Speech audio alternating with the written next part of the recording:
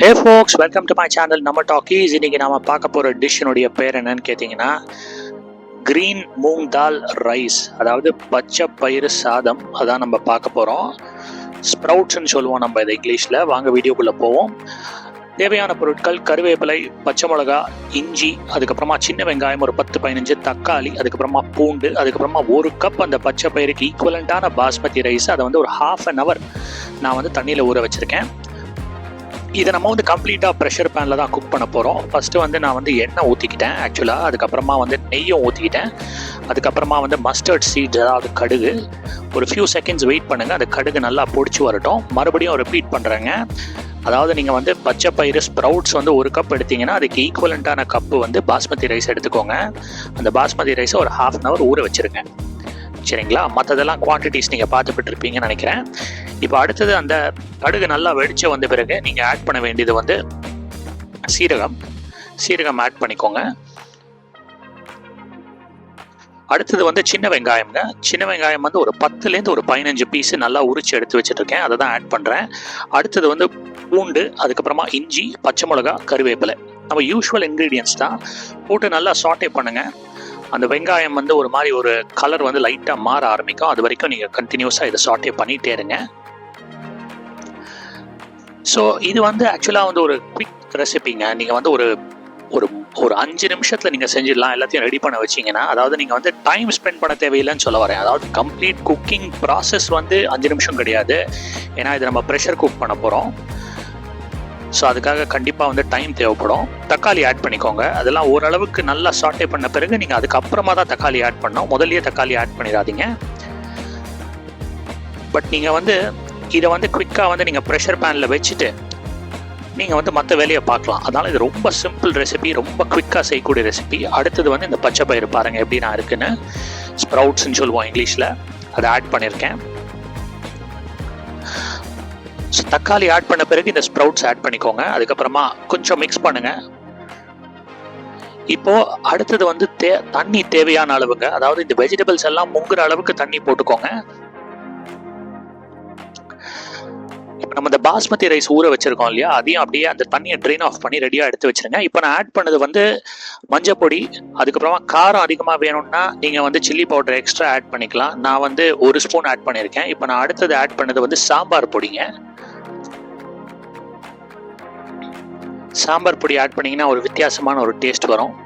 ஒன்றும் இல்லைங்க, சாம்பார் பொடி ஆட் பண்ணிங்கன்னா ஒரு சவுத் இந்தியன் டேஸ்ட் வரும். அடுத்தது வந்து கரம் மசாலா ஆட் பண்ணேன்.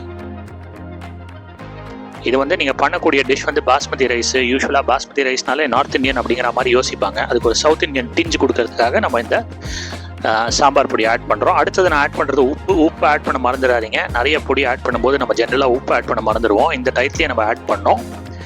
ஸோ நல்லா மிக்ஸ் பண்ணுங்கள். அப்போ தான் அந்த பவுடர்ஸ்லாம் அந்த உள்ளே இருக்கிற அந்த இன்க்ரீடியன்ஸ் அந்த வெஜிடபிள்ஸோட நல்லா மிக்ஸ் ஆகும். ஸ்ப்ரவுட்ஸ் ஆகட்டும், தக்காளி ஆகட்டும், வெங்காயம் ஆகட்டும், எல்லாத்தோட நல்லா மிக்ஸ் ஆகணுங்க. இப்போ நீங்கள் வந்து அந்த ரைஸ் ஆட் பண்ணுங்கள். இது நீங்கள் எப்போ ஆட் பண்ணோன்னா கொஞ்ச நேரம் அந்த கொதி வருது பாருங்கள். இது எல்லாமே நான் மீடியம் ஃப்ளேமில் குக் பண்ணுறேன். ஞாபகம் வச்சுக்கோங்க, மீடியம் ஃப்ளேமில் நான் குக் பண்ணுறேன். ஆரம்பத்தில் நான் சொல்ல மறந்துட்டேன்னு நினைக்கிறேன். ஒரு மாதிரி கொதி வந்த பிறகு நீங்கள் வந்து அந்த ரைஸ் ஆட் பண்ணுங்கள். பாருங்க, இப்போ நீங்கள் வந்து லைட்டாக கொதி வர ஆரம்பிச்சிருச்சு. பபுள்ஸ் எல்லாம் தெரியுது பாருங்க. இப்போ நீங்கள் வந்து ப்ரெஷர் பேனை மூடுறதுக்கு ரெடி ஆகிடுச்சு. கொஞ்ச நேரம் வெயிட் பண்ணுங்க. எதுக்கு வெயிட் பண்ணோன்னா அந்த ஸ்டீம் வந்து வரணும் வெளியில். அப்போ தான் ஓரளவுக்கு நல்லா கொதிக்க ஆரம்பிச்சிருச்சுன்னு அர்த்தம். ஸ்டீம் வந்த பிறகு நீங்கள் மேலே வந்து வெயிட் வைங்க. பாருங்கள், நான் வெயிட் வச்சுட்டேன்.